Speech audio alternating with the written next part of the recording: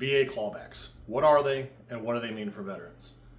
All right, so for years, we've been having these companies that have been just coming out of the woodwork, fighting for veterans to get higher compensation. All right, and they were needed. Okay, I'm not going to sit here and say they weren't. They were needed because the VA process is insane. It is so difficult and it doesn't work properly. All right, I'll be the first to say that. There's a lot of problems in the VA's process, but these companies that have come in to fix it, to help, have gone so far the other direction that it's making the problem worse. All right, so you have companies that are coming in and they're, saying, hey, we're going to help you get the compensation that you deserve. We're going to, get you the ratings and benefits and all that, and that's great.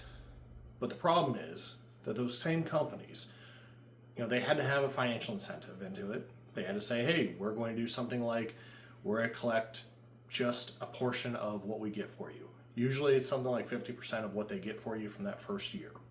Now, that's a good model because, they're going to have to fight for you. If they don't get you anything, then they don't get anything. All right? It's risk-free. It's about as good as you can get. The problem with it is that it creates an incentive for them to get you as much as you can from the government, regardless of how they do it.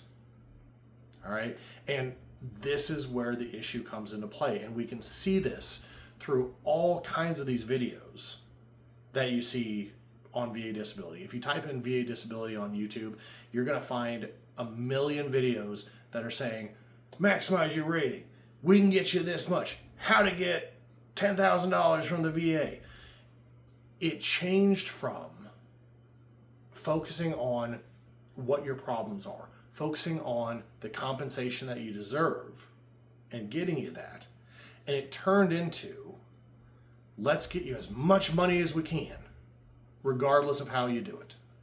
All right? And that's why we see this huge increase in subjective claims going to the VA. Things like mental health, headaches, acid reflux. And it's insane when you really see how this goes. And I've worked with a company that did this, that helped people. And at first it seems like, okay, we're just playing the game, doing what you need to do. But the problem with this comes in clawbacks, all right? In the VA coming back later and denying you and taking the money back. So what happens is, a lot of these companies, you go in and they go, okay, well, we think you deserve however much, but you're not going to get that for these other conditions, so we're going to find a workaround. Or maybe we could get you for the other things, but it's going to be a lot of work. It'll be easier to go this other route. And again, I'll be honest, I'll be the first one to say, there's so many problems with how the VA does ratings, and it's super sketchy. For every bit of fraud that's out there, there's just as many vets that are deserving of a rating that the VA just won't give them because of the ridiculous way that they manage it. But what these companies are doing is making it worse. So you come in and they go, okay, well, hey, let's, we don't even need your records. We don't need any of that. We're going to have you go see this doctor. They're going to give you a nexus letter saying, yep, this guy has got these bad problems, and they're going to put those problems are at 100% disability level, and we're going to say it's caused by your time in service, and we're going to do that all based off of a one visit thing.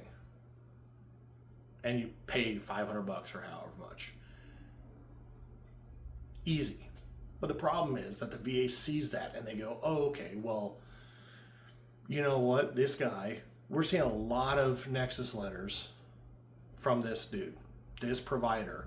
He's pumping out tons of these. What's going on? And they start requesting records. They start doing appeals or denials where you have to appeal with the records. And they go through and they notice, oh, this guy only, or this veteran only went to see this provider one time.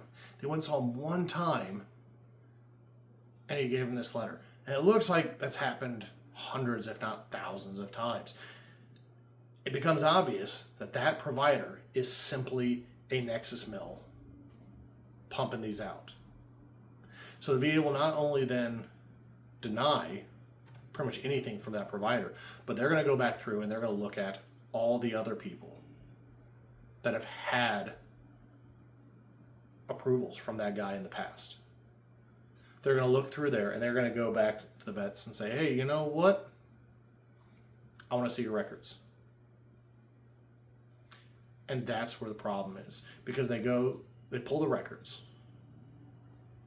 and they realize there's nothing there. They go to that vet and say, hey, I need to see all your treatment records showing this a problem. And they're like, well, shoot, there aren't any. Yeah, I didn't get any mental health treatment for years. I just went and saw that guy one time. And at that point, they're going to go, okay, well, if you're not trying to get help, then this is not a problem. That is such an issue, and we're seeing this now. Now that all these records are getting processed through the AI systems, the VA is going through and they are aggressively rooting this stuff out. And all the companies that did that, they're prepared for it. I think they wanted this to happen. They had to know that this was going to happen at some point. Because now all these vets that are about to lose not only their rating, but they're about to get charged back for everything since then. They're going to have to go somewhere, probably to that company, and say, hey, I need help on this. I need you to help me appeal this. So we're going to go see another doctor or something. And you're going to have to pay them even more. This is the problem that ValorWell is trying to fix. It's what we're trying to stop. Through our system, where we provide care first and give the letter afterwards.